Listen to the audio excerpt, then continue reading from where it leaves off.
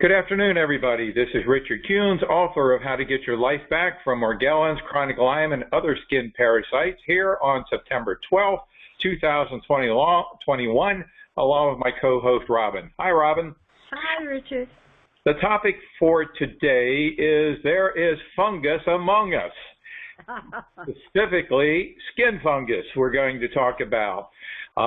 Fungus is a big topic and an important one. But first of all, to be in line with the professionals and the doctors, the AMA and FDA require me to inform everybody that none of us here are medical doctors, and that before you start the diet, the King Diet, or accept any of our recommendations, it's advisable for you to discuss them with your medical doctor to make sure they do not interfere with any health problems you're presently experiencing.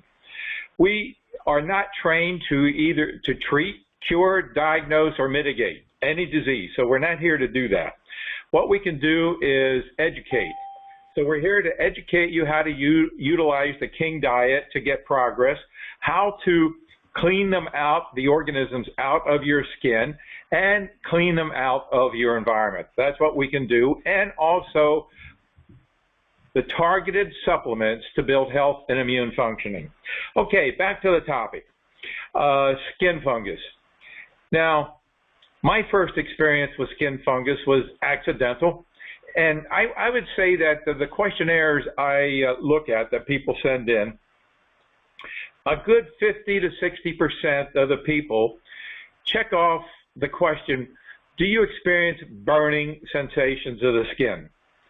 And that is pretty much what skin fungus is, burning. Now, there are lots of types of skin fungus. You can go, there's ringworm, which is kind of like a round thing. I don't know why they call it worm when it's a fungus, but ringworm is a fungal thing. There's jock itch, there's athlete's feet. All start with burning sensations, redness and burning. The image that was in the update was that of an acne fungal type of thing. And if you Google fungus images of fungus and skin, I mean, there are some really ugly pictures. If people don't know what to do or how to deal with it, it can get very serious and very ugly. Fortunately for me, my first experience was rather dramatic. I was using my jacuzzi with the jets for quite some time with the Nature's Gift, and this is before I knew the value of putting a disinfectant in the water. So I was using the Nature's Gift without any disinfectant in the water and was just moving along, getting rid of these organisms out of my skin. And then one time when I got in that tub, by the time I got out of that tub, my legs were red from my hip all the way down, practically to my ankle, burning. And there's a pillow that is in the jacuzzi, and I had taken the vinyl off, and it was just the foam rubber. And that pillow was pockmarked with something attacking it. And it didn't take me too long to figure out it was skin fungus. So primarily, I'm going to be sharing my experience with skin fungus. Megan also had some experience with skin fungus, and she can share hers later on. But I guess I'm fortunate that it happened to me, and that I learned quite a bit about the characteristics of fungus and skin fungus. So characterized by burning sensations. Now, there's also a biting that goes with it, where, at least it was for me, where at times I would feel like a bite that you get from springtails that practically goes to the bone. But the difference is that this biting moves around. It's not stationary. You'll feel it one place for a few minutes, and then maybe it'll go away, or you apply something and it'll go away, and then you'll feel it elsewhere for a few minutes.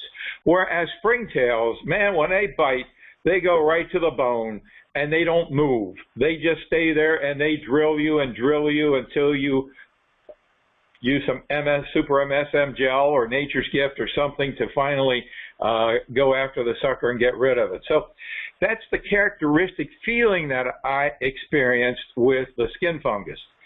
Now, some of the interesting characteristics that I also found about the organism, that it is capable, at least from my experience, of migrating.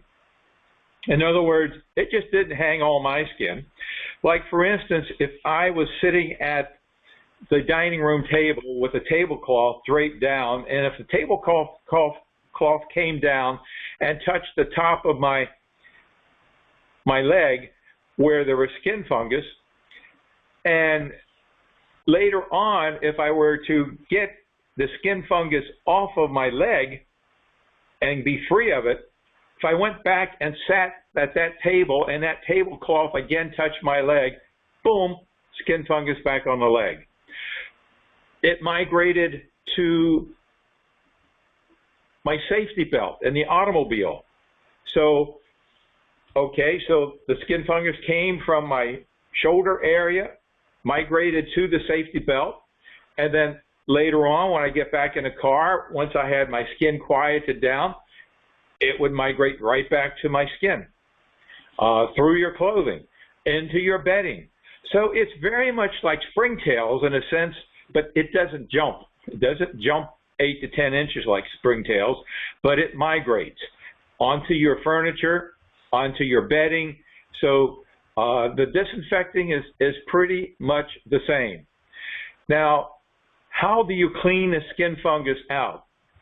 Well, I experienced that using the Nature's Gift in the bath water, along with maybe a cup or cup and a half of apple cider vinegar, is a good way of keeping it from growing in the bathtub and multiplying, and also what you would use in the bath if you're dealing with skin fungus. It's also been reported that oregano, drops of oregano into the bath water would be helpful.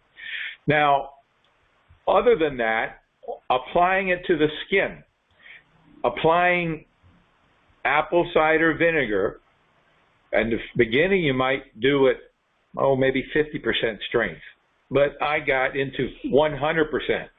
Now, when you apply, now this is a good way of kind of telling whether or not you're dealing with skin fungus, because when you apply that apple cider vinegar to an area that's red and is infected with the skin fungus, it's going to burn, burn, burn.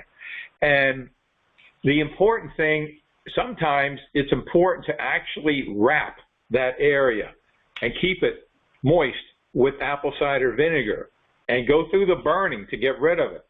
This is where, say it's on your arms or on your calves or your legs or your buttocks, or this is where you might wear spandex and just wet it.